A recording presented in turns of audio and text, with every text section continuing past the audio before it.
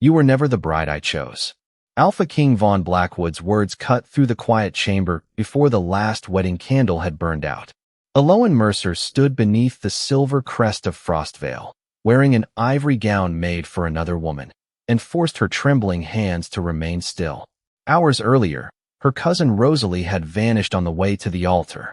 Without an unmarried Mercer daughter completing the blood vow, the peace treaty between House Mercer and the Northern Pax could fail.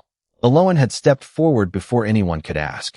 She still remembered the silence when she took Rosalie's place at the ancient blood vow stone. Every wolf in the ceremonial hall knew she was not the expected bride. She smelled their uncertainty beneath the ceremonial smoke and saw pack leaders glance toward the Moon Elder.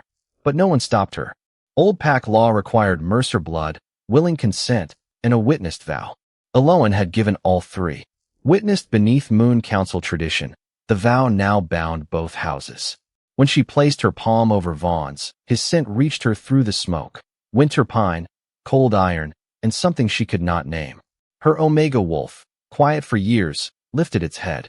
Aloan blamed the sudden warmth beneath her skin on fear. She had expected resentment. She had not expected Vaughn's rejection to hurt before he had even learned who she was. I understand, she said. Vaughn removed his ceremonial gloves.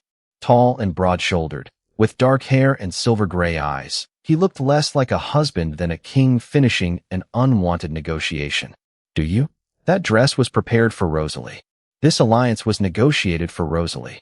You stood where she was supposed to stand. Aloan lifted her chin. Someone had to. You could have refused. And let two packs pay for one woman's disappearance? No. Something shifted behind his eyes. The blood vow fulfills the treaty. By Frostvale law, you are my lawful wife and queen.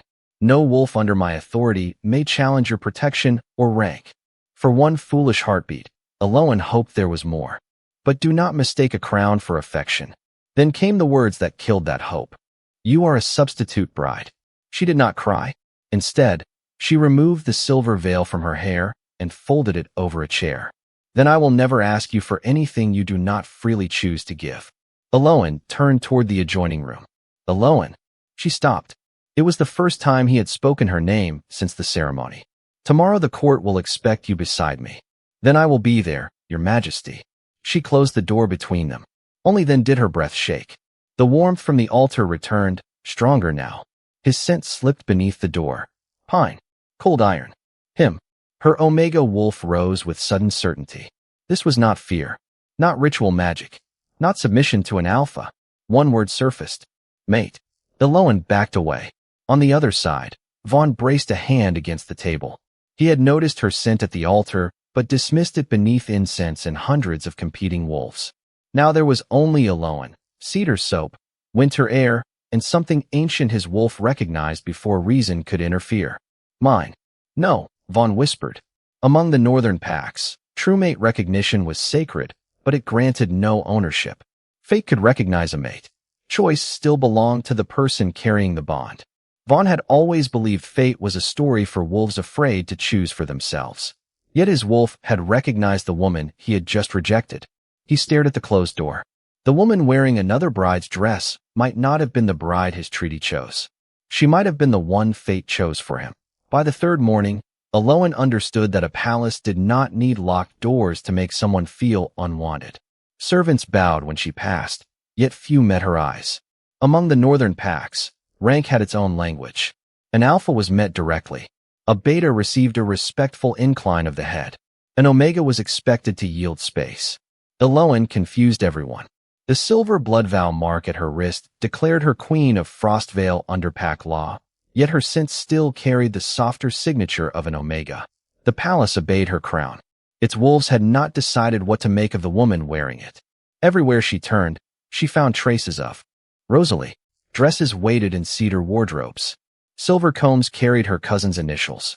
Even the flowers in Aloan's sitting room had been chosen for Rosalie. When an embarrassed attendant offered to remove them, Aloan shook her head. The servants did not create this situation. They should not be punished for it. Days became 2 weeks. Aloan stopped waiting for Frostvale to make room for her and began finding places where she could make a difference. Several Omega servants were working double shifts because the household steward considered them easier to replace than higher-ranking workers. Aloan summoned him with the duty ledger. Does Frostvale law require an Omega to work twice as long as a Beta? No, Your Majesty. Then this is not law. It is habit. Change it. Soon after, she discovered winter grains sitting in royal storage while families in 2 nearby villages rationed flour. The protected reserve was sufficient, and royal law allowed the queen to release the excess. Aloan signed the ledger. Send 2 wagons south. The council may object, the steward warned. Then they can object after the children have eaten. Vaughn soon heard her name everywhere. A kitchen worker whose sick mother received medicine. A stable hand given time with his newborn daughter. Families receiving grain before they had formally requested help. Aloan announced none of it. That interested him more than praise ever could.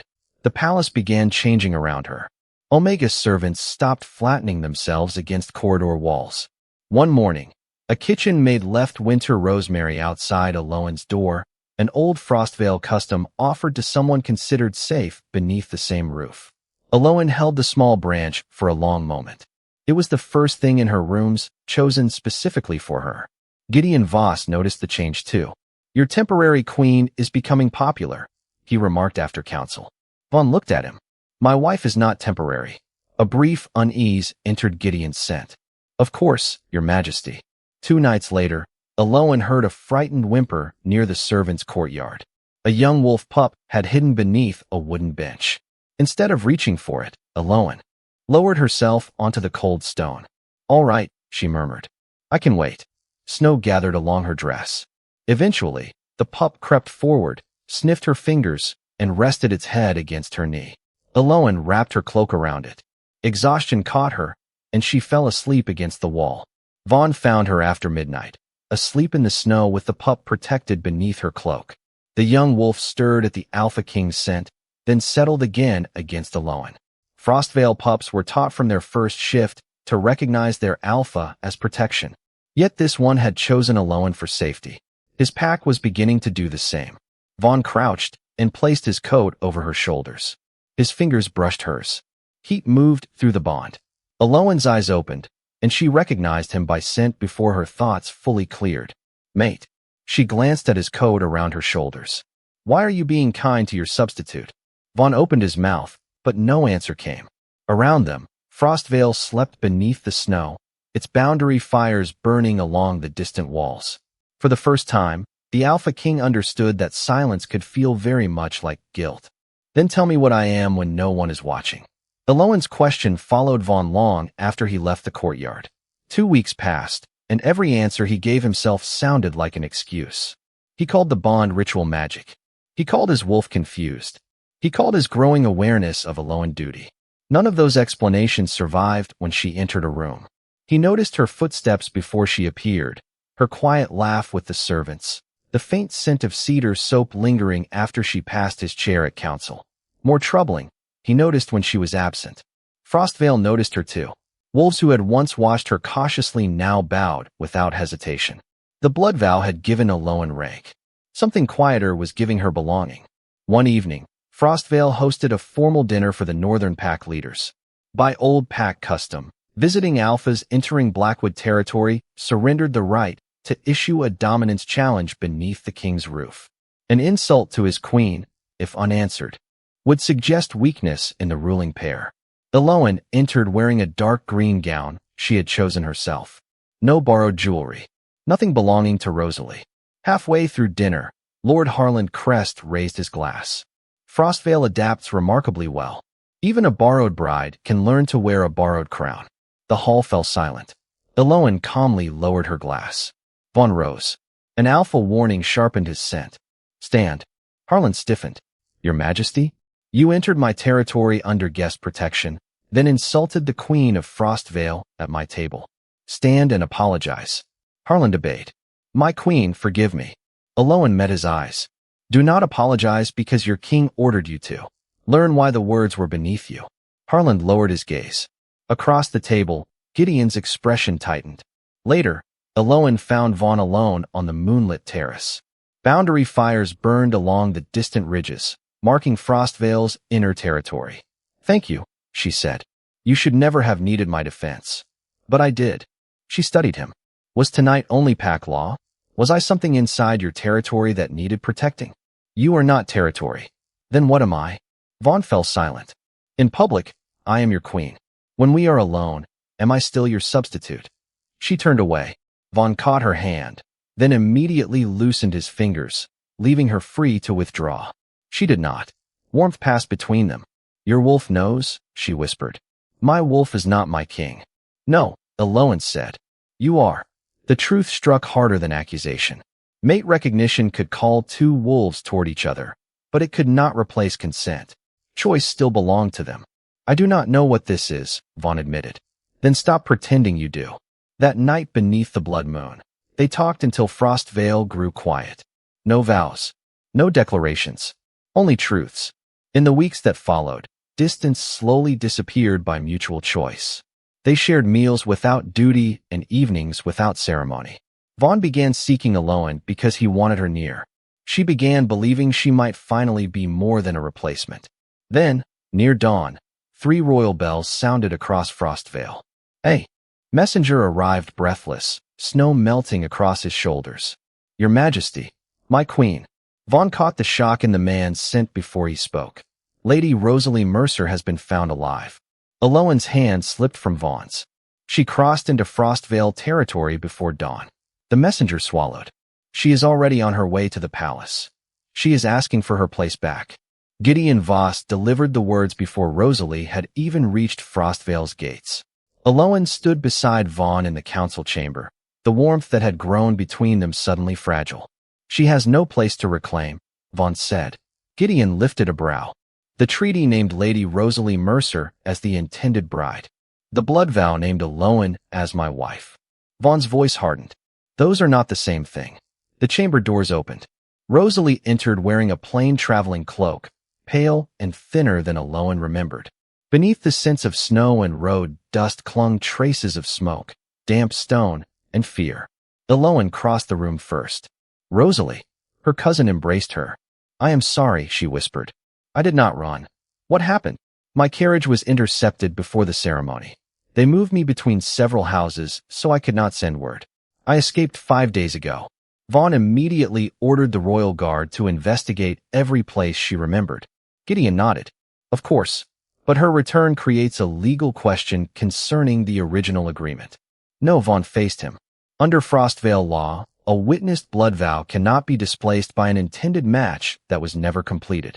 Eloin is my lawful wife and queen. That will not be debated again. The marriage may be settled, Gideon replied, but succession is another matter. If rival houses challenge the treaty line, the council may have to consider Frostvale's emergency provisions until the crown has an uncontested heir. There is no succession dispute. Then there will be no need to invoke them. Gideon bowed. The answer sounded obedient, yet his scent carried no disappointment. Only calculation. Over the next month, Rosalie remained at Frostvale while royal trackers retraced her captivity. Old whispers. Returned with her. Noble families sent gifts meant for the bride they had expected, and servants wondered which royal rooms Rosalie should occupy. Yet the pack reacted differently. Eloin's scent had become familiar within the royal wing. Guards bowed without hesitation. Omega's servants sought her out. Visiting wolves recognized the silver blood vow mark at her wrist before looking toward Rosalie. The treaty might remember another bride. Frostvale had already learned its queen. Vaughn rejected every suggestion that Eloin's position had changed. Still, council meetings grew longer, and Gideon repeatedly returned to succession law and emergency authority. Vaughn dismissed him each time. Gideon always yielded. Through it all, Eloin's marriage continued changing in quieter ways. Vaughn left council early enough to share dinner with her. She stopped calling him Your Majesty when they were alone. The bond sometimes warmed before either entered a room, their wolves recognizing each other before their eyes met. For the first time, Eloin allowed herself to imagine that being chosen by fate and being chosen by Vaughn might someday become the same thing. Then she began waking unusually tired. The smell of roasted meat turned her stomach. One afternoon, dizziness forced her to grip her desk. Healer Lenora Hale arrived before sunset. After examining her, Lenora smiled. You are carrying a child. Eloin stared at her. Are you certain? Yes. Your sin has already begun to change. A bonded wolf may soon recognize it. Aloan's hand moved to her stomach. Vaughn. She wanted him to hear it from her. Hope carried her toward the council wing, but voices stopped her outside the half-open doors. Gideon was speaking. Rosalie was the bride named in the treaty. The council requires a final decision. Vaughn answered. Rosalie was the bride named in the treaty. Aloan froze. The happiness she had carried down the corridor collapsed. She turned away before Vaughn finished. But she is not my queen. Farther down the corridor, a junior clerk watched Aloan retreat with one hand protectively covering her stomach. He had seen Lenora leave her rooms earlier. He said nothing. Before midnight, what he suspected would reach Gideon Voss. Do you believe a child should ever have to wonder whether they were wanted? Aloan asked. Healer Lenora Hale paused while packing her medical bag. Snow drifted beyond the window as Aloan rested one hand over her stomach. No child should, Lenora replied. Aloan nodded. She had waited the previous evening for Vaughn to come to her. He never did. She did not know the council had kept him behind closed doors until after midnight, arguing over Rosalie, succession law, and the emergency provisions Gideon kept raising. By morning, Gideon Voss arrived carrying a sealed document. The council is reviewing an old provision of the Mercer Treaty, he said. Lady Rosalie's return has raised questions concerning succession and the original marriage arrangement. Aloan stared at the royal seal. Vaughn said our blood vow was lawful. It is. But a lawful marriage does not prevent political uncertainty. Frostvale has emergency provisions for a disputed succession. You said they would not be necessary if there were no uncertainty. Gideon placed the document on her desk. The council must prepare for possibilities the crown may prefer not to consider. Did Vaughn approve this? Gideon paused. It bears royal authority. It was not an answer. After he left, Aloan broke the seal. The language was merciless. Review of marital standing. Restoration of original treaty conditions. Possible annulment by royal authority. Temporary succession measures if the crown's legitimate line remained unresolved. What Aloan could not know was that Vaughn had never approved it. Gideon had altered an unfinished council draft and attached a copied royal seal. A junior clerk had also reported Lenora's visit and Aloan's protective gesture. Gideon had no confirmation of her pregnancy, but if she carried Vaughn's acknowledged heir, the succession uncertainty he had been creating could disappear. That evening, Vaughn finally came to her rooms. Aloan saw exhaustion in his face. Vaughn noticed something else. Beneath her familiar cedar scent was a warmer note he could not identify. His wolf answered with a single instinct. Protect. You. Missed dinner. I was not hungry. You have barely eaten. Aloan looked at him. Is Rosalie going to become your wife? No. Then why is the council reviewing our marriage? Vaughn's expression hardened. Who told you that? It does not matter. She stopped before him. I need one answer. Not from the Alpha King. Not from the council. Not from your wolf. From you. Vaughn waited. If you could return to that altar knowing everything you know now, knowing Rosalie would come back, would you still choose me? His wolf knew its answer. But Aloan had asked the man. Years of ruling had taught Vaughn to measure every promise. Rosalie's abduction remained unsolved. The council was divided. Gideon kept raising succession questions. Vaughn wanted to say yes. Instead, the king in him searched for certainty before the man offered his heart. 1 second passed. Then another. This is complicated, he said. Something in Aloan went quiet. No, it finally is not. Aloan, I wore another woman's dress, entered a pact that expected her, and spent every day proving I deserved a place I never asked to take. I did not ask whether the treaty is complicated. I asked whether you would choose me. Give me one more day. I have already given you more than days. Aloan looked at the man fate had named her mate and understood what the bond could never promise. Fate could recognize someone. It could awaken instinct and love. It could not give a person courage. Good night, Vaughn. He left without finding the answer he should have given. Aloan looked again at Gideon's document. It was not the reason she was leaving. Even if every word vanished by morning, Vaughn's hesitation would remain. She placed the document beside her wedding ring and took the plain wool cloak from the wardrobe. Her palms settled over the life Vaughn still did not know existed. You will never have to earn the right to be chosen, she whispered. Before midnight, everything she intended to take fit inside one small traveling bag. She left the crown on the table. Before first light touched Frostvale, Aloan stood inside the chamber that had never truly felt like hers. Her wedding ring rested beside Gideon's document. The ceremonial crown waited near the window. She took neither. Her traveling bag held 2 dresses, her own money, and the plain wool cloak she had worn before becoming queen. Nothing from the royal treasury. Aloan placed a short letter beside the ring and left through the servants' corridor. At the eastern gate, 2 boundary guards recognized her scent before torchlight revealed her face. "Your Majesty?" "Open the gate." The senior guard hesitated.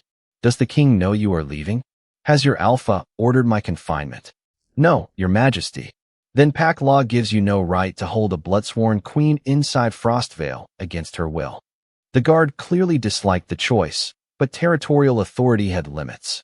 Without a lawful command, protection could not become imprisonment. He bowed and opened the gate. "I am required to report your departure." "Then report it." Aloan crossed Frostvale's boundary before dawn. 6 miles south, she bought a seat on the mail coach with her own money.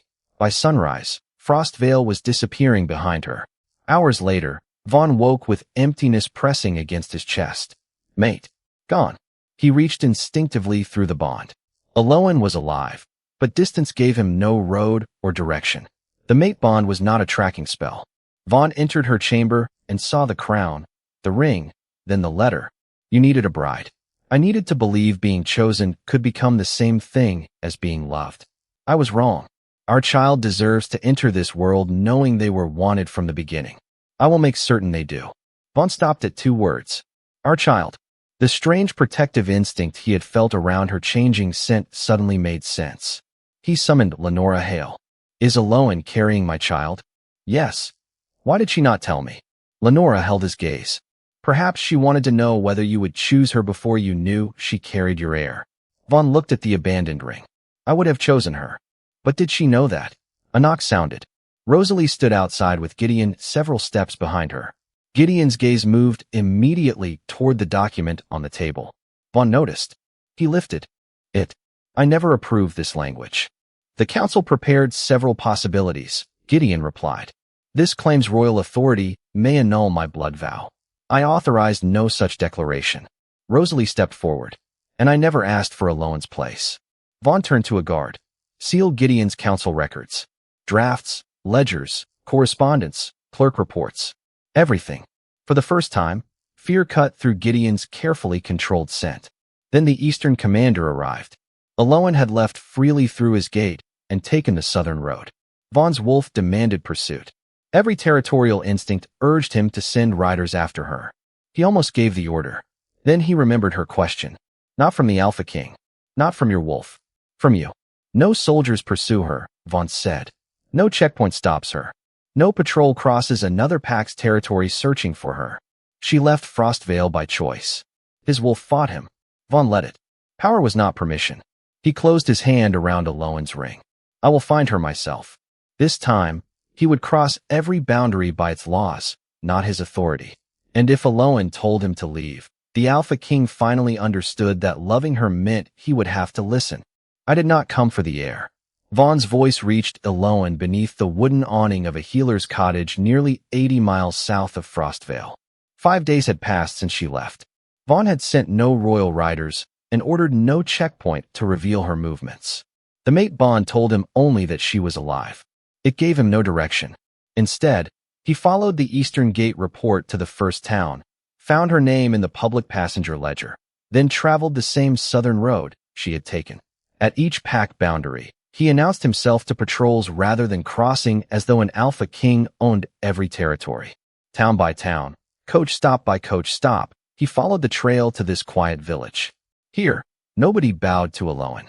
She helped the healer prepare remedies, carried firewood, and ate with families who asked nothing about her crown. For the first time in months, peace required no title. Now Vaughn stood at the edge of the road without guards, crown, or royal colors. Aloan's hand moved over her stomach. His wolf recognized the warmer note beneath her cedar scent. "Protect." Vaughn forced the instinct down. "I came for my wife," he said. "You never wanted one." "I was wrong." "About which part?" He stopped several feet away, careful not to crowd her. "The document Gideon gave you was altered." I never authorized an annulment. Rosalie cannot replace you, and she never asked to. That changes the document. It does not change the altar. I know. Or what you called me. I know. Or your silence when I asked whether you would choose me. Vaughn lowered his gaze. No, snow drifted between them. Why are you here? Because I spent weeks blaming the bond for what I was afraid to admit. I called protecting you duty. I called wanting you near instinct. His eyes met hers. I should have chosen you before I understood that I loved you. Her wolf knew him as mate, but Aloan did not let instinct answer. Fate recognized us, she said. That does not mean you did. I understand that now. Once, those words might have healed everything. Now she no longer needed them to survive. Come home, Vaughn said. Home was where I learned I could be replaced. Then tell me what I can do.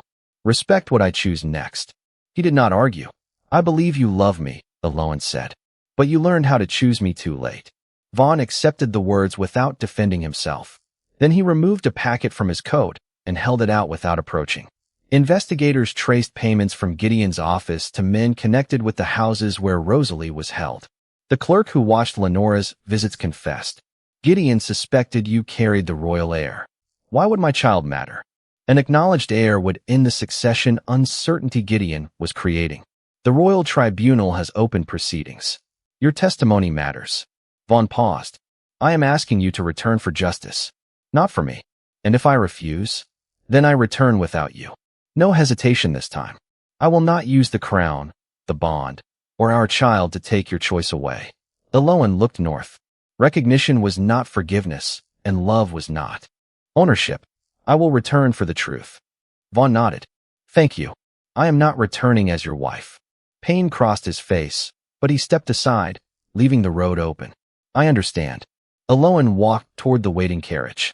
And afterward? Vaughn asked. She looked back. Once, she would have waited for him to tell her where she belonged. Afterward, Vaughn, I decide where home is. You called her temporary. Today, you will explain why. Vaughn's voice carried through the royal tribunal chamber, but Aloan kept her eyes on Gideon Voss. 3 weeks had passed since her return. Gideon stood beneath the tribunal crest without his council insignia, facing 5 magistrates chosen under Frostvale Pact law. Once testimony began, not even the Alpha King could overrule their verdict. This is political theater, Gideon said. Then the truth should be easy, Aloan replied. A clerk placed 2 documents before him. The original council draft, Aloan said, touching the first. Her finger moved to the second. And the version you gave me. This one questions my blood vow and introduces emergency succession authority. Gideon barely looked down. Council proposals change. Vaughn leaned forward. Not after my seal is copied onto them. A murmur crossed the chamber. Forging an Alpha King seal meant speaking with his authority inside his own territory. Can you prove I copied it? Gideon asked. I can. The junior clerk stepped forward. Fear entered Gideon's scent before his expression changed. I prepared the copied seal, the clerk said. Lord Voss ordered me to alter the draft. Rosalie testified next. I heard Gideon while I was being held. You were terrified, Gideon replied. Memory changes under fear. That is why I doubted myself. Rosalie met his eyes. Until I remembered your scent. Blackthorn and clove. I smelled it outside the locked room before I heard you say Frostvale needed uncertainty before it could be controlled. Gideon removed one glove. Scent is not proof. No, the chief magistrate said. But money is. A payment ledger showed silver from Gideon's office passing through intermediary accounts to men connected to Rosalie's captors and the owner of a house where she had been held. Payments do not prove motive, Gideon said. Then explain the pattern, Aloan replied. Rosalie disappears. I take her place. You call me temporary. She returns, and you raise emergency succession provisions. Then you forge a document meant to make me believe my marriage can be erased. The chief magistrate raised an older proposal. Years earlier, Gideon had drafted a provision allowing a council-appointed regency during a disputed royal succession. Rosalie missing. Aloan politically vulnerable. No uncontested heir. A weakened crown forced to share authority with a council Gideon had spent years influencing. You created the uncertainty so you could rule through it, Aloan said. Another record showed Gideon had ordered the junior clerk to report healer Lenora's visits to the queen. An acknowledged heir would have ended the succession dispute. Then the magistrate revealed the final order. Gideon's agents had been instructed to intercept Aloan if she left Frostvale. Gideon's control cracked. I protected this kingdom from a weak succession. No, Aloan said. You created the weakness. The magistrates withdrew. Vaughn remained silent. This judgment was not his to control. When they returned, every wolf rose. Gideon was found guilty of high treason, forging royal authority, conspiracy against the crown, unlawful detention of Rosalie Mercer, and conspiracy against Aloan and the royal heir. His titles were revoked, and every asset tied to the conspiracy seized for restitution. Under Frostvale law, the tribunal imposed the highest sentence permitted for high treason, death. The men proven to have knowingly abducted and imprisoned Rosalie, along with those who knowingly joined Gideon's conspiracy against the crown and royal heir, were ordered to stand separate trials under the same law. For every charge proved against them, the magistrates would impose the maximum punishment Frostvale law allowed. Officials proven to have knowingly aided the forged royal authority would lose their offices, titles, and property wherever the law permitted, in addition to the maximum criminal sentence attached to their offenses. No servant, guard, or clerk would be punished merely for obeying an order without knowledge of the conspiracy. The junior clerk received leniency for confessing and cooperating with the investigation. Rosalie was formally declared a victim, and seized conspiracy assets were assigned toward restitution for those harmed. As tribunal guards approached, Gideon looked at Aloan. You would destroy me over this? Aloan held his gaze. No, your choices brought you here. The law decided what they cost. By sunrise, Aloan was ready to leave Frostvale through the front gate. No servant's corridor. No escape beneath darkness. No fear that someone might order her back. Gideon had been condemned, Rosalie's name cleared, and the conspiracy inside Frostvale exposed. Before leaving, Aloan returned once to the chamber where her marriage had begun. The ivory wedding gown still hung inside the wardrobe, preserved like a memory belonging to another woman. She touched the sleeve, then let it fall. I thought I might find you here. Vaughn stood at the doorway. He did not enter. Months ago, he would have crossed the room because he was Alpha King and assumed every door in his territory opened for him. Now he waited. I leave after breakfast, Aloan said. I know.